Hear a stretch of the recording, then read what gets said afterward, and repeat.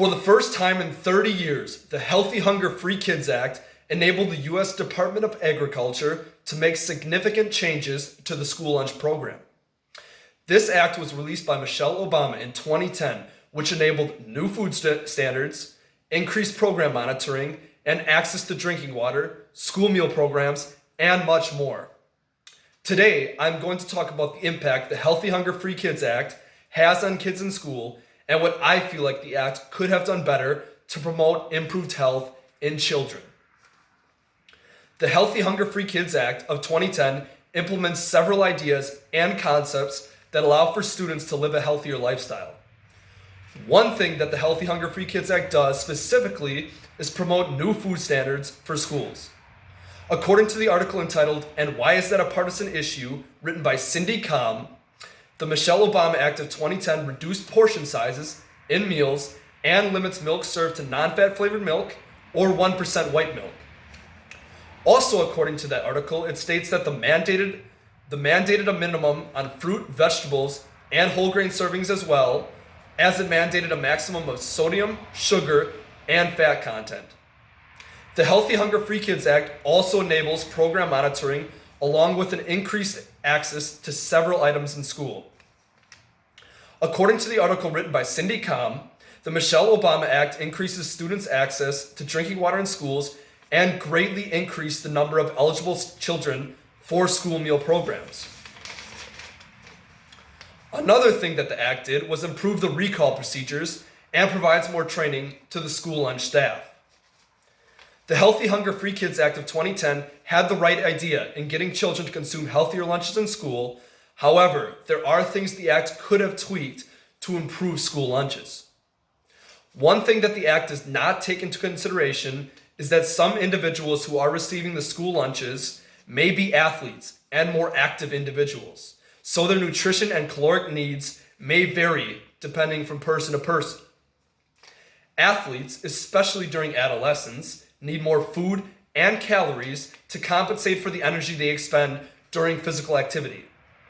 According to an article entitled "Nutrition for Special Populations, Young Female and Masters Athletes," it states, during adolescence, adequate energy is required to meet both the growth and developmental needs of the individual, as well as the substrate demands associated with general physical activity, training, and competition.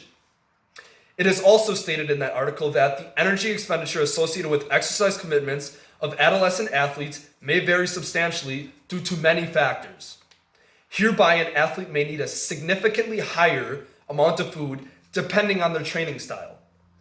Athletes, especially during adolescence, may also need a higher protein diet than most people to enhance muscle gain. According to the article "Dietary Protein Intake and Distribution Patterns of Well-Trained Dutch Athletes," dietary protein intake should be optimized in all athletes to ensure proper recovery and enhance the skeletal muscle adaptive response to exercise training.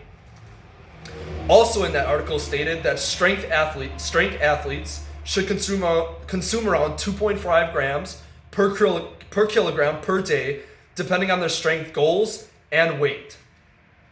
The Healthy Hunger Free Kids Act should not only offer more nutritional needs to athletes, but allow larger serving sizes for fruits and vegetables to students who need them, along with more variety.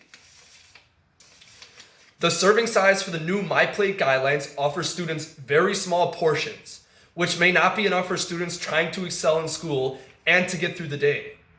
I think the Healthy Hunger Free Kids Act should have increased the serving size for fruits and allow students to receive second helpings on them, as fruits provide many health benefits.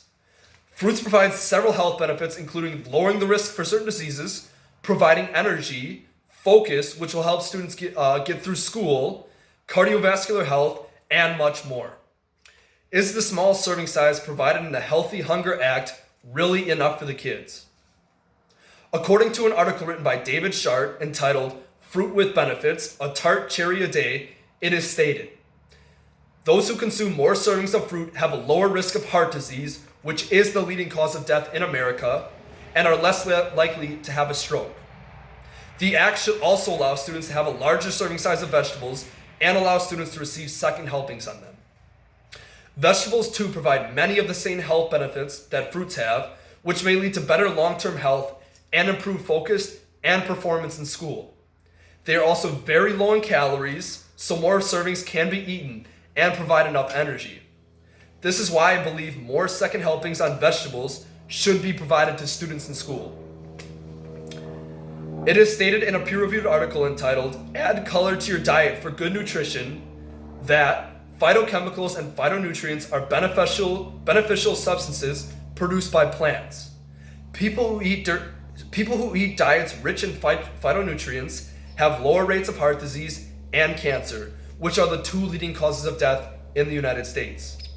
As an added bonus, vegetables provide fiber, which prevents constipation and helps keep cholesterol in check.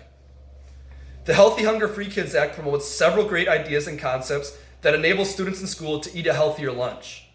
The act was released by Michelle Obama, which enabled new food standards, increased program monitoring, and access to drinking water, school meal programs, and much more. However, athletes in school have different caloric needs along with protein requirements and need more food to reach their athletic needs and goals. Also, vegetables and fruits provide countless health benefits that would fight and prevent chronic diseases, provide focus and energy, and performance in school. Is the small serving size offered to students really enough?